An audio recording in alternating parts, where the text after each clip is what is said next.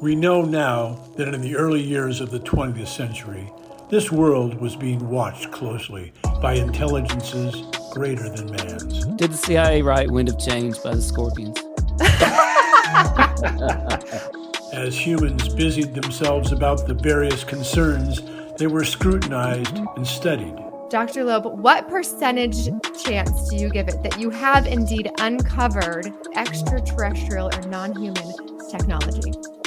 With infinite complacence, people went about their affairs, yet across an immense ethereal gulf, intellects vast and unsympathetic drew their plans against us. Prior to your abduction, did you believe in UFOs or any sort of alien life form? All things unexplained. So some of that, I think, sir, we'll save for closed session. So we'll just dive right into it. So tell us a little bit more about your podcast, your live show that you do every week. Well, it's mainly about ham radio or shortwave listening and electronics. We started off 6 years ago or maybe more just as a shortwave listener. And a lot of people are shortwave listeners today where you can take a little simple radio and you can listen to Radio Moscow or Havana, Cuba or anywhere in the world. And that was really interesting. And I think that's what got us involved in ham radio. We got a license. And it's been a great hobby ever since. I've been active the entire 59 years. Back in the olden days, we used to build all of our equipment. Nowadays, you just buy it, you know.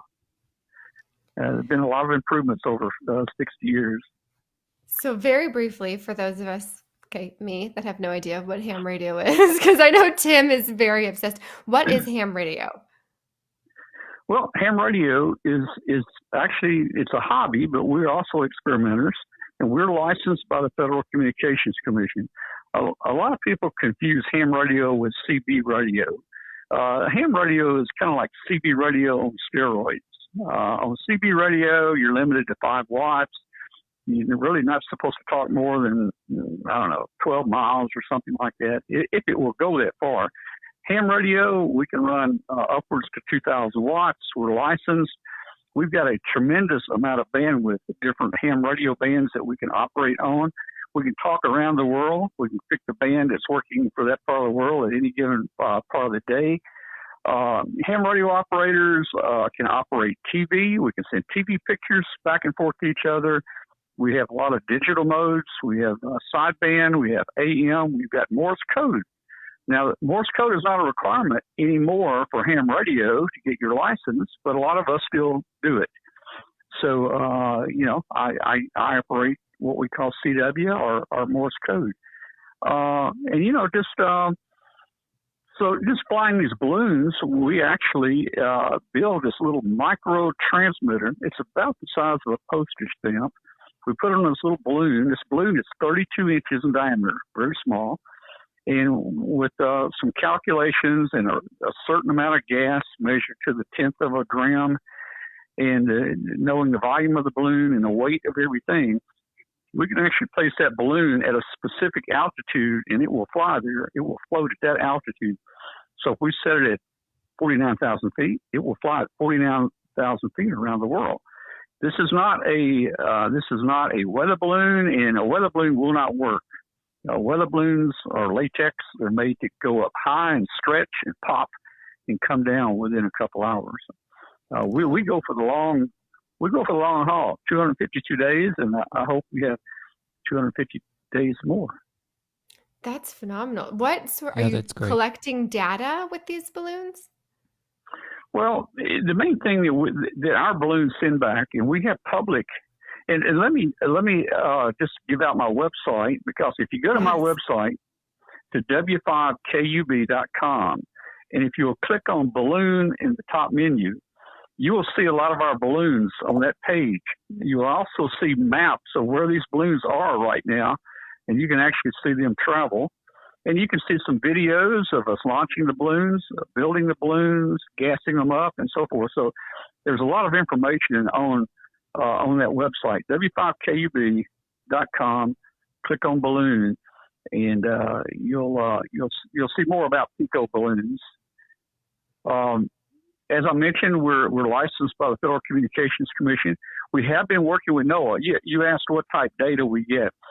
Typically, for just our hobby, we just like to track them. We get things like latitude, longitude that plots on a Google map.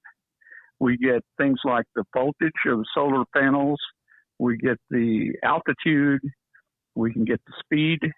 And we can even see a prediction on there where these balloons are probably going to go over the next 80 hours.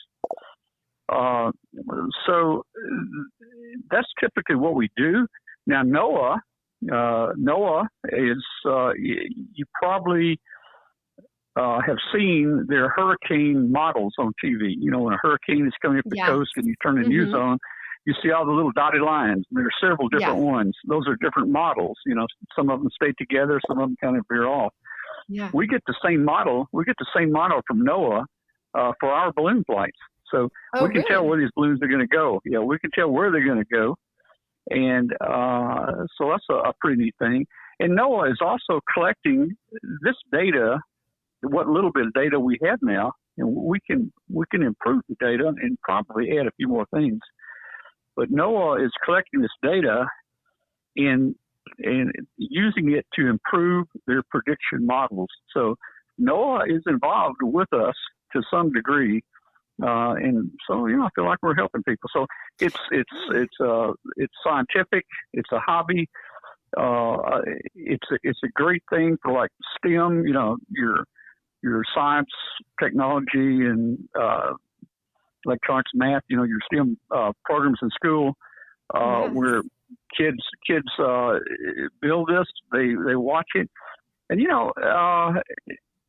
you just think about it. I mean, I have flown over countries where I didn't even remember studying or where they were, and you really learn geography, as it goes over countries.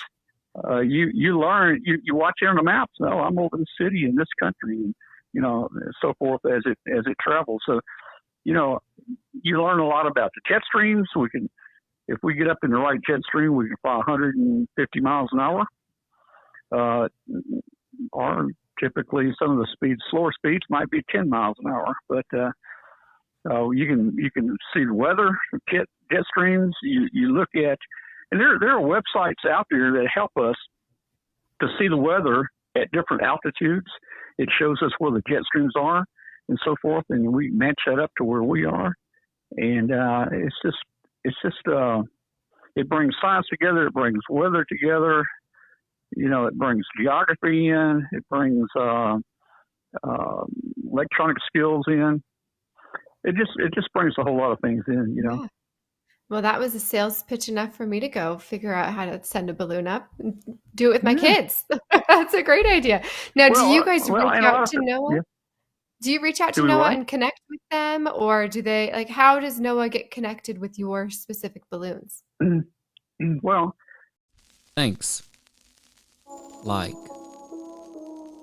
share, follow, comment, subscribe, support. What's your hot take on Travis Taylor?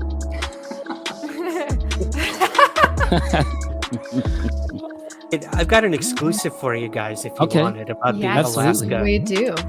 Okay. More at BigfootUFO.com. All things unexplained. So some of that, I think, sir, we'll save for closed session.